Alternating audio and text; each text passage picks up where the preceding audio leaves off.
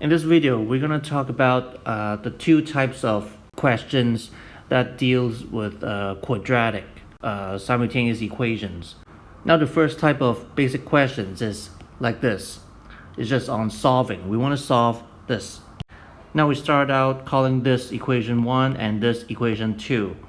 Now, almost all the time, what we do is we want to combine them into one huge quadratic equation. Of course, the first step is we pick the simpler equation and we make one of the two variables as subject, like this, and then we make substitution later. But you must pick wisely because it may save you a lot of time. But actually, in this case, it doesn't really matter if you pick y as the subject or x as the subject because they both have the square here. Then I substitute this into equation 1 here, which leads us to this quadratic equation with 0 on one side. Now, because we have a quadratic, we're going to use quadratic formula to solve. And we may end up with two real solutions, one double real root, or no real solution.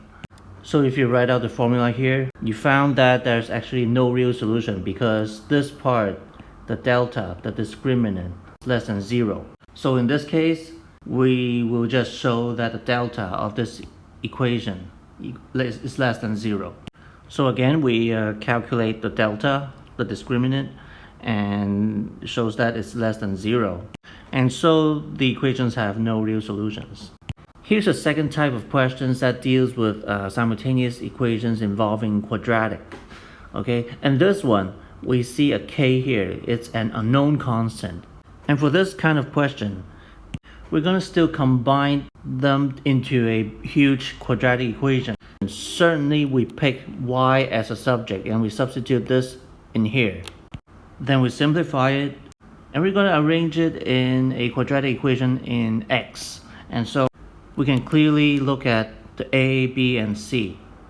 Now the next step is we use delta immediately. And we see that there's only one set of real solution. And because of this, then we know that the delta of this must be equal to 0. And so we use b squared minus 4ac.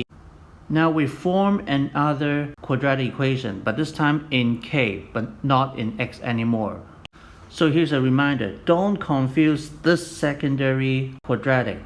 I call it secondary because it was built from the original, the big quadratic, which is this one. This is the big quadratic, the original one.